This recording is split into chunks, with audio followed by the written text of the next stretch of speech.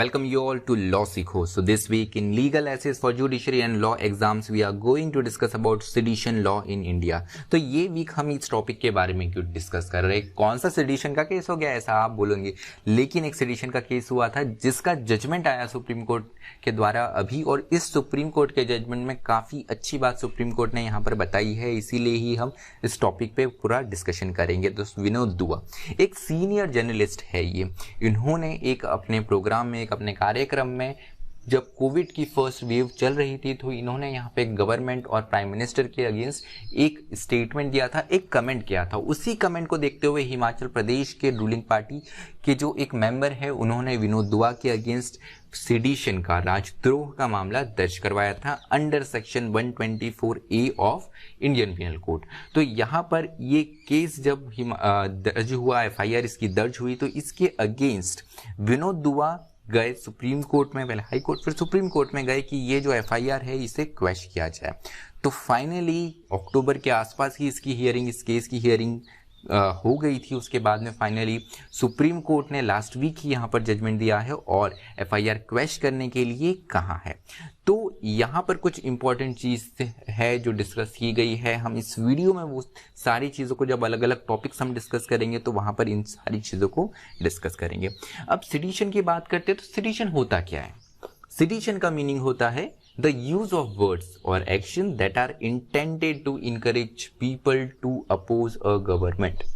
मतलब dictionary, Oxford dictionary के हिसाब से इसका मीनिंग समझे तो इसका मतलब होता है वर्ड या कोई एक्शन आपका जिससे लोग यहाँ पर गवर्नमेंट के अगेंस्ट हो जाए, उसका मतलब होता है सेडिशन। अब ये तो डिक्शनरी मीनिंग हो गई, लेकिन कोर्ट ऑफ लॉ में हम जाते हैं तो हमको लॉ की डेफिनेशन भी देखनी पड़ेंगी, लीगल डेफिनेशन भी देखने को मिलेंगे। तो लीगल डेफिनेशन जो है ये हमें इंडियन पिनल कोड के सेक्शन 124A में मिलती है। तो ये कहता है कि whoever by words, अब वो बोल के भी हो सकते हैं या लिख के भी हो सकते हैं, और by sign मतलब किसी चिन्ह से, और बाय विजिबल रिप्रेजेंटेशन या इशारों से या और कोई तरीके से।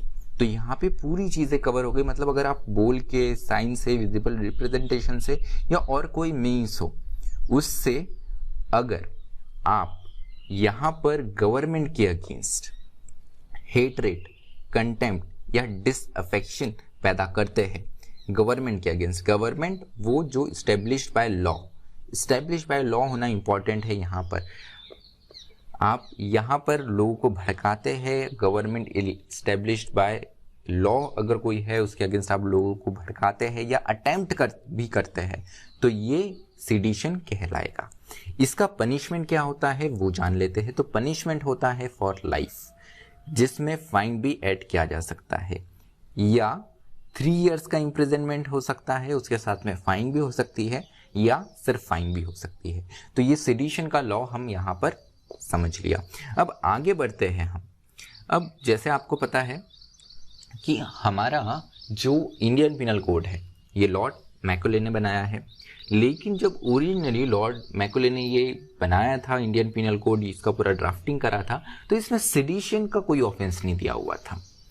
1860 में जब इंडियन पिनल कोड यहाँ पर इनेक्ट हुआ हमारी कंट्री में, तब सेडिशन का कोई भी नहीं है था, इसे बाद में ऐड किया गया। इसलिए आप देख रहे होंगे कि सेक्शन 124A है, यहाँ पर A या B या ऐसा कोई अल्फाबेट आता है। इसका मतलब ये है कि अमेंडमेंट करके एक और नया हमने लॉ, यहाँ पर कोई प्रावधान हमने, यहाँ पर कोई प्रोविजन हमने जोड़ा हुआ है। अब बात ये आती है कि ये कब जुड़ा, तो इसकी हिस्ट्री जान लेते हैं। 1870 में इसे इनकॉर्पोरेट किया गया। सेक्शन 124A को, सेडिशन को एक ऑफेंस के द्वारा यहाँ पर हमारे प्रोविजन में इंक्लूड किया गया, हमारे लॉ में इंक्लूड किया गया एज अ प्रोविजन। तो ये क्यों आया? इसके पीछे रीजन था वहाबी मूवमेंट। वहाबी मूवमेंट ये वो मूवमेंट था जो उन्होंने काफ़ी स्ट्रांगली यहाँ पर ब्रिटिशर्स के अगेंस्ट, जो कॉलोनियल गवर्नमेंट थी उसके अगेंस्ट ये लोग खड़े हुए। और यहाँ पर ये सिर्फ इनसे लड़ते नहीं थे, ये सोसाइटी के अलग अलग सेक्शन में जाते थे, अलग अलग गांवों में जाते थे, शहरों में जाते थे और लोगों को यहाँ पर अवेयर करते थे। और जो ब्रिटिश गवर्नमेंट है उसके अगेंस्ट लोगों को खड़ा करते थे, तैयार करते थे कि वो गवर्नमेंट का अपोज करें। तो इसीलिए इस पर्टिकुलर प्रोविजन को लाया गया कि ये जो हिंसा कर रहे हैं, कि ये जो यहाँ पर वेपन उठाए हैं इन्होंने, उसके लिए तो प्रोविजंस ऑलरेडी थे हमारे पिनल कोड में, लेकिन यहाँ पर ये जो लोगों को भड़का भी रहे थे, ब्रिटिशर्स का बोलना ये था कि लोगों को भड़का रहे हैं हमारे अगेंस्ट, तो इसके लिए भी इसे ऑफेंस माना जाए और इसीलिए ही सिडिशन, राजद्रोह का जो ऑफेंस है वो हमारे रूल बुक में लाया गया। अब बात ये आती है कि सिडिशन की बात करते हैं तो एक और जो लॉ है जो जिसकी बात की जानी चाहिए, एक और प्रोविजन जिसकी बात की जानी चाहिए, वो है हमारा constitutional provision freedom of speech का। आर्टिकल 19(1)(a) ये गारंटी करता है स्पीच और एक्सप्रेशन, अभिव्यक्ति की स्वतंत्रता को गारंटी करता है। लेकिन आपको जैसे पता है आर्टिकल 19 है तो उसमें कुछ रीजनेबल रिस्ट्रिक्शंस भी है, एब्सोल्यूट हमको फ्रीडम ऑफ स्पीच नहीं है। तो रिस्ट्रिक्शन क्या है? रीजनेबल रिस्ट्रिक्शन वो होते हैं जो कि एक्सेप्टेबल रिस्ट्रिक्शंस हो, मतलब आप यहाँ पर कुछ चीज़ों में प्रतिबंध लगा रहे हो लेकिन वो एक्सेप्टेबल हो, उसके पीछे रीजनिंग होनी चाहिए। तो क्या रीजनिंग होनी चाहिए? कौन से ग्राउंड्स पे यहाँ पे रिस्ट्रिक्शन लगा सकते हैं? अगर इंडिया की सॉवरेनिटी, इंटीग्रिटी, सिक्योरिटी या फ्रेंडली रिलेशन अगर कोई फॉरेन स्टेट के साथ में है, या पब्लिक ऑर्डर है, या डिसेंसी है, मॉरलिटी है, या कंटेम्प्ट ऑफ कोर्ट है, या डिफॉर्मेशन है, अगर ये सारी स्थिति है तो ऐसी कंडीशन में यहाँ पे रीजनेबल रिस्ट्रिक्शन लगाना ठीक माना जाता है, या रिस्ट्रिक्शन लगाना रीजनेबल माना जाता है। तो भारत की संप्रभुता के अगेंस्ट अगर आप बोलते हैं तो ये रिस्ट्रिक्टेड है, अगर एकता के अगेंस्ट बोलते हैं तो ये रिस्ट्रिक्टेड है, भारत की सुरक्षा के अगेंस्ट बोलते हैं तो ये रिस्ट्रिक्टेड है, अगर आपके बोलने से हमारे जो रिलेशन है फॉरेन कंट्री के साथ वो अफेक्ट होते हैं तो वो भी रिस्ट्रिक्टेड है, अगर हमारे देश का जो पब्लिक ऑर्डर है या स्टेट का पब्लिक ऑर्डर है वो आपके बोलने से बिगड़ता है तो वो भी रिस्ट्रिक्टेड है। डिसेंसी और मॉरलिटी की भी बात की गई है, और कंटेम्प्ट ऑफ कोर्ट, जैसे आपको पता है कोर्ट की अवमानना, उसके लिए तो कोर्ट भी पनिश करता है, और मानहानि, अगर डिफॉर्मेशन आप करते हैं, झूठ बोलते हैं किसके अगेंस्ट या किसका दुष्प्रचार करते हैं तो वो भी रिस्ट्रिक्शन माना जाएगा और ये रीजनेबल रिस्ट्रिक्शन होगा। अब बात आती है कि सिडिशन क्यों है हमारी रूल बुक में अभी से? ये तो ब्रिटिश के टाइम पे लाया हुआ कानून था, तो यहाँ पे इसके अगेंस्ट, इसके सपोर्ट में ये आर्ग्यूमेंट किया जाता है कि हमारे देश में एंटी नेशनल, सेसेशनिस्ट और टेररिस्ट एलिमेंट जो है इनसे कॉम्बैट करने के लिए ये कानून बनाया गया है, और इसी कानून को इसीलिए भी कंटिन्यू रखा गया है, क्योंकि जब कॉन्स्टिट्यूएंट असेंबली हमारा डिस्कशन कर रही थी तो उस वक्त भी सिडिशन को रूल बुक से हटाने की बात की गई थी, लेकिन इसे नहीं हटाया गया था। तो इसके पीछे ये ही एक रीज़न था कि अगर कोई टेररिस्ट एलिमेंट या इंटरनेशनल एलिमेंट होता है तो इसे हम कॉम्बैट कर सके, उसके अगेंस्ट हम इस लॉ का इस्तेमाल कर सके। उसके अलावा जो इलेक्टेड गवर्नमेंट है इसे ओवरथ्रो नहीं किया जाए। हमारी कंट्री में एक भी बार यहाँ पे कूप नहीं हुआ है, यहाँ पे तख्ता पलट नहीं हुआ है, तो इसके पीछे कहीं ना कहीं जो सिडिशन लॉ के सपोर्ट में आर्ग्यूमेंट करते हैं वो कहते हैं कि कहीं ना कहीं ऐसा लॉ हमारे पास में पहले से है, इसलिए भी हमारे देश में अभी तक ऐसा कोई अटेम्प्ट भी नहीं हुआ है इलेक्टेड गवर्नमेंट को ओवरथ्रो करने का। उसके अलावा कंटेम्प्ट ऑफ कोर्ट, इसके लिए पीनल एक्शन ऑलरेडी हमारे पास में है। कंटेम्प्ट ऑफ कोर्ट एक्ट हमारे पास में है, जिसमें कोर्ट को ये पावर मिलती है, जुडिशरी को ये पावर मिलती है कि अगर वहाँ पे कोई कोर्ट के अगेंस्ट बोलता है या डिसअफेक्शन फैलाता है तो यहाँ पर कोर्ट इसे यूज़ कर सकता है, इन प्रोविजंस को, कंटेम्प्ट ऑफ कोर्ट एक्ट के प्रोविजन को यूज़ कर सकता है। वही गवर्नमेंट की तरफ से फिर ये आर्ग्यूमेंट किया जाता है कि हमारे पास में भी ऐसा कोई प्रोविजन रहना चाहिए। तो सिडिशन जो 124A है आईपीसी का, वो इसी तरीके से यूज़ किया जा सकता है। उसके अलावा हमारे देश में सिर्फ एक्सटर्नल ही नहीं, इंटरनल भी हमें काफ़ी ज़्यादा चैलेंजेस फेस करने को मिलते हैं, जैसे मॉइस्ट इंसर्जेंसी हो गई या कुछ रिबेल ग्रुप हो गए। नॉर्थ ईस्ट में भी हमको कई बार ऐसा देखने को मिलता है कि वहाँ पे भी बहुत सारे ऐसे ग्रुप्स हैं जो चाहते हैं कि उनका इंडिपेंडेंट कंट्री बने। जैसे नागालैंड की बात करें तो नागालैंड में डिमांड काफ़ी बार उठ चुकी है कि उनका इंडिपेंडेंट कंट्री बनना चाहिए। छत्तीसगढ़, झारखंड में हमको मॉइस्ट इंसर्जेंसी और देखने को ही मिलती है। इसलिए भी इसे भी कंट्रोल करने के लिए, और जो गांव वाले हैं, जो आदिवासी, इनको भड़काया ना जाए, इसीलिए भी इस प्रोविजन को हमारे रूल बुक में अभी तक रखा गया है। उसके अलावा ये बात की गई है कि 124A को आप एबॉलिश करने की बात क्यों करते हैं? आपको तो ये कहना चाहिए कि कैसे इसका हम जो रॉन्ग यूज़ है उसे कम कर सकते हैं। अगर रॉन्ग यूज़ हो रहा है, किसी चीज़ का गलत इस्तेमाल हो रहा है, इसका ये मतलब नहीं कि उस चीज़ को हटा दिया जाए। तो ये कुछ आर्ग्यूमेंट्स हैं जो सिडिशन लॉ के सपोर्ट में किए जाते हैं। अब मिसयूज़ की बात करें तो मिसयूज में सबसे पहला यहाँ पे आर्ग्यूमेंट कर जो लोग बोलते हैं कि सेडिशन लॉ का मिसयूज होना चाहिए और इसे हटा देना चाहिए, उन लोगों का बोलना ये है कि ये लॉ तो जो है ब्रिटिश एरा में लाया गया था, ये कॉलोनियल लेगेसी है। अगर आपको पता हो तो सबसे पहले ये जो लॉ इस्तेमाल किया गया था ये बाल गंगाधर तिलक जो हमारे फ्रीडम फाइटर हैं उनके अगेंस्ट यूज़ किया गया था। उसके बाद में ये एम.के. गांधी और सावरकर के अगेंस्ट भी इसी लॉ को यूज़ किया गया है। तो यहाँ पर बात की गई है कि ब्रिटिश लेगेसी को हम क्यों फॉरवर्ड कर रहे हैं हमारे डेमोक्रेसी में। उस टाइम तो डेमोक्रेसी थी नहीं, लेकिन अब तो डेमोक्रेसी है, तो इस लॉ की तो अपने आप में कोई ज़रूरत ही नहीं है। उसके अलावा अगर हम डेमोक्रेसी, एक वाइब्रेंट डेमोक्रेसी की बात करें तो वहाँ पे डिसेंट और क्रिटिसिज्म जो है, यहाँ पे गवर्नमेंट की आलोचना करना जो है और अपना यहाँ पे डिसेंट जो है, विरोध जताना, तो अपना एक फंडामेंटल राइट है कि एसेंशियल इंग्रेडिएंट है यहाँ पर डेमोक्रेसी का, लोकतंत्र का। तो इसमें 124A की क्या ज़रूरत है? और लोगों को तो यहाँ पे यही पावर मिली हुई है कि अब फॉर एग्जांपल जैसे आपको पता है यूपीए गवर्नमेंट थी 2014 से पहले। अब जो हमारी रूलिंग एनडीए गवर्नमेंट कैसे आई?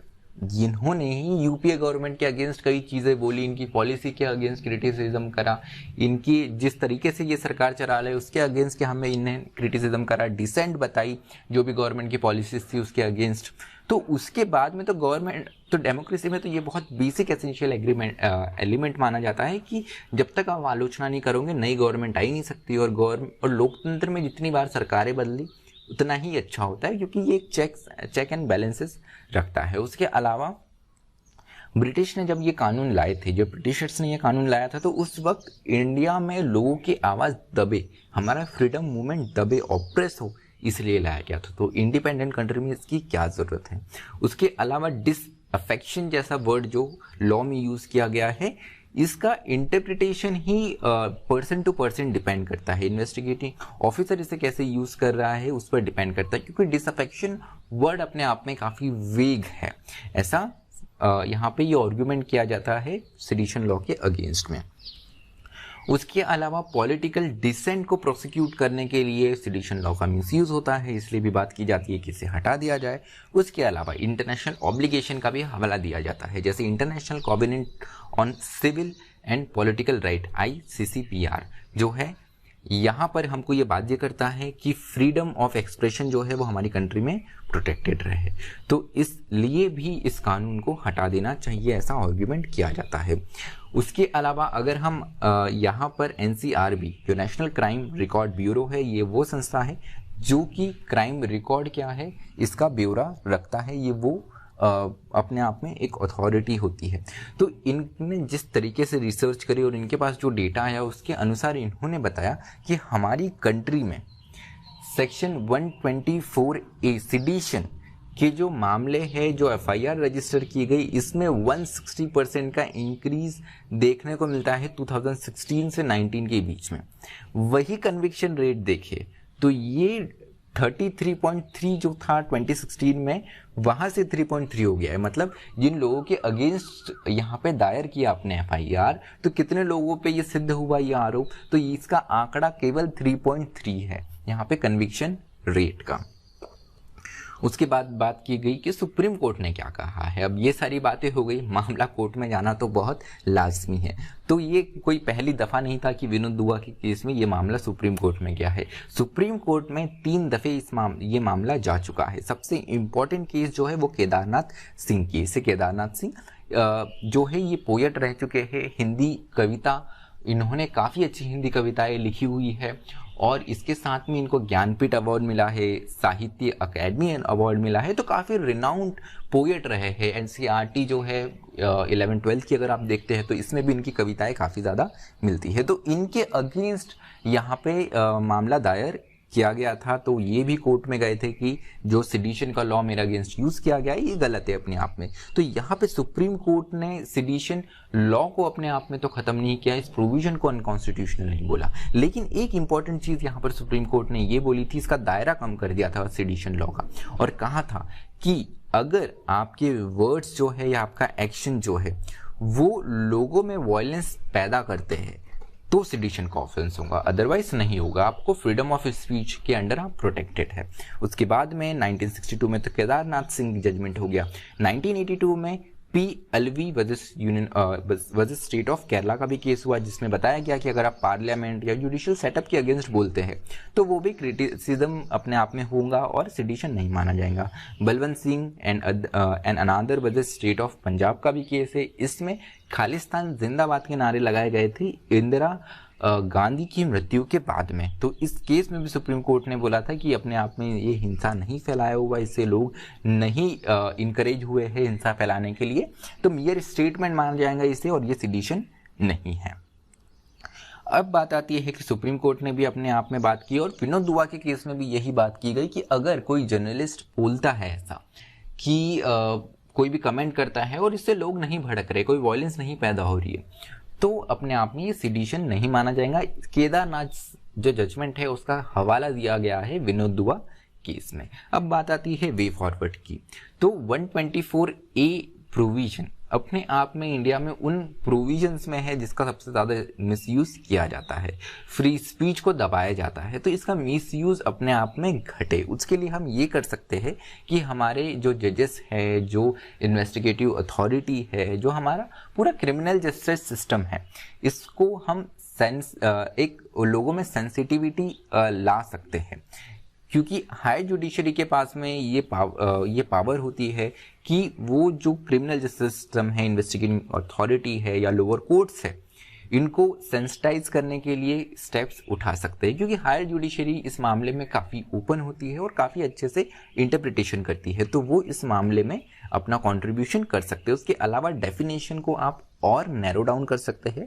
केदारनाथ जजमेंट में तो ये ऑलरेडी नैरो डाउन हो चुका है, लेकिन इसको और भी नैरो डाउन किया जा सकता है लेजिस्लेचर की तरफ से। क्योंकि विनोद दुआ के केस में एक यहाँ पर ये चीज़ बताई गई थी कि विनोद दुआ ने अपने आप में प्रेयर करी थी। यहाँ पर एक प्रेयर था इनकी पिटीशन में कि आप एक बॉडी बनाए हर स्टेट लेवल पे, जिसमें एक चीफ जस्टिस ऑफ इंडिया, जो चीफ जस्टिस जो है उस हाई कोर्ट के, वो या उनके द्वारा एक नॉमिनेटेड जज, CM of state and opposing leader रहता है हमारे स्टेट के, विपक्षी पक्ष दल के जो नेता है, अपोजिशन पार्टी के जो नेता रहते हैं, लीडर ऑफ अपोजिशन भी हम इन्हें कहते हैं, ये 3 लोगों का एक कमेटी बनाया जाए। और जो जर्नलिस्ट वेटरन है, मतलब जिनकी 10 वर्ष से ज़्यादा जर्नलिज्म में जिनका करियर हो चुका है, अगर उनके अगेंस्ट आप सिडिशन का केस दायर करते हैं तो आपको इस कमेटी से परमिशन लेनी पड़ेगी। लेकिन सुप्रीम कोर्ट ने मना कर दिया क्योंकि ये एक लेजिस्लेटिव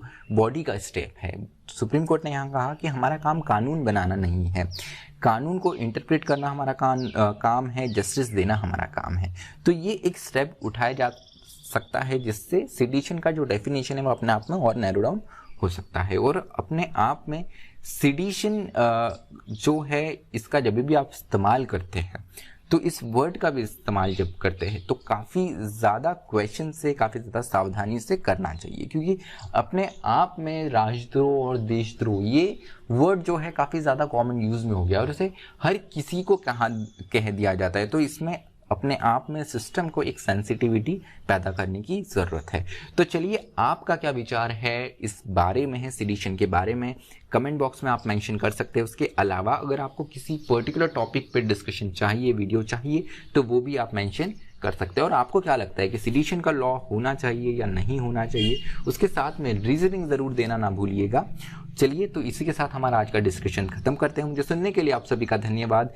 थैंक यू। अपना और अपनों का ख्याल रखिए। स्टे ट्यून्ड टू लॉ सीखो।